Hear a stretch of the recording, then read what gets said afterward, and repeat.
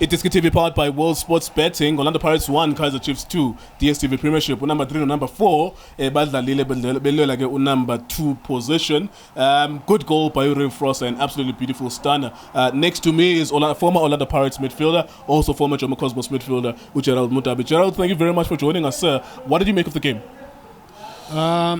It was a confusing match in general, because Chiefs started at a very high pace, which helped them in the 15th minute creating an opportunity that Eric Matoho could have easily put away. But 3 minutes later, only for them to score that Frosler cracker. A fitting goal for a match of that magnitude and how they started the match. Yeah, it was a beautiful goal, man. A beautiful layoff as well. In terms of the way that the match was played out today, you believe Kaizer Chiefs was too defensive? Was it the right tactics for them? Which team was more dominant today? It was two-sided. I'm sure we've had a lot of analysts saying the same thing. that a game was a game of two halves. Yes, but it definitely was. Yeah. Chiefs took charge of the first and went to sleep at a critical phase of the second half, which is the 10th minute of the second half. Orlando Pirates got their equalizer, sure, only to go to sleep in the last 10 minutes of the second half and of the match. A very mentally lazy response from the Pirates side. Let's unpack ukuthi uyibone kanjani second goal yona Pirates, because siya debate la ngaphakathi ukuthi who is to blame. Some of them are saying Mponjane could have done better to go out. I'm saying ukuthi Matoho was allowed a free header in that moment. Uyibone kanjani yonke le action in terms of the goal scored by Orlando Pirates, by Kaizer Chiefs? Right now I actually wish I was you. How did you see that goal? But personally, I agree with the lads. Mponjane needed to take more charge.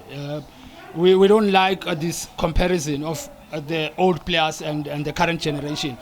But if it was William Okpara in that situation, Eric Matoho would be in hospital right now. Yeah. Because he scores between two defenders. Yes. Clearly they're sleeping in the last 10 minutes of the match. They gave him a free header. And Mponjane has an advantage of using his hands. What is he doing with those hands?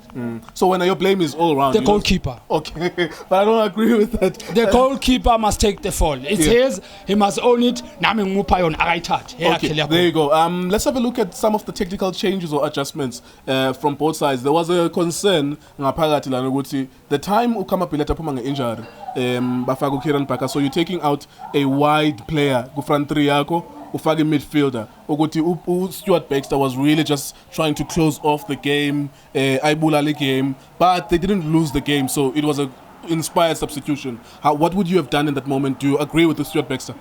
Very lucky was Stuart Baxter in that situation, because I'm sure all of us would have questioned the way a substituting a corner. Yes, maybe they were forced substitutions. I'm really not sure Ngayakama, because there was an image with doctors around him, so it clearly was an injury. But you don't replace a wide forward with a defensive player. Defensive midfielder. Clearly, he wanted to wrap it that early on, which is quite impossible in a derby, where anything could happen at any minute.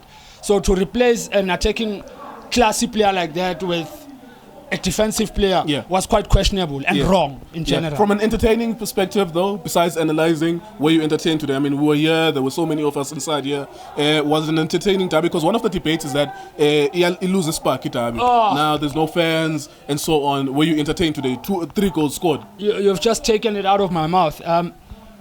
We no longer have moments where derbies had people rising up or battles being born between two individuals. The Koman and Tlanya days. Yes.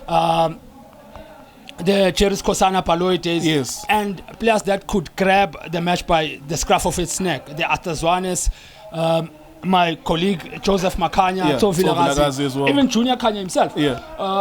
They don't light up the event. It's not a spectacle anymore, but it's more a match where people are there to collect points. Maybe they should just all of a sudden start a new rule yokuthi idabi ngabi nama coach. Basidlalele into abayithandayo. Maybe we'll see a Soweto derby being revived again. All right, last one from me to you. Happy to have you here, sir. Standout player for you today? Was there any player that you thought, you know what, is rising to the occasion? I mean, that was a beautiful goal by Frosler. Well done to him. Pepra, really, it was a tap in, really. Matoho and I rose to the occasion by scoring that goal. But in terms of umdlali or dictator a game, do anyone come to mind to you? No. Sorry. I wish I could give it to one of them, but by virtue of scoring a goal of that quality, I'll obviously run with Frosler. But besides that, I don't think there's any player that deserves that accolade for today's match. No. Okay, there you go. Then I hope you enjoyed this conversation with Gerald Modabi. He used to play for Jomo Cosmos and, of course, famously for Orlando Pirates as well. Hopefully, you like the video. Make some comments on the video. How did you find him as well? Would you like him to come back to iDiskiTV? iDiskiTV, iDiski Times, World Sports Betting. Thank you very much for watching us.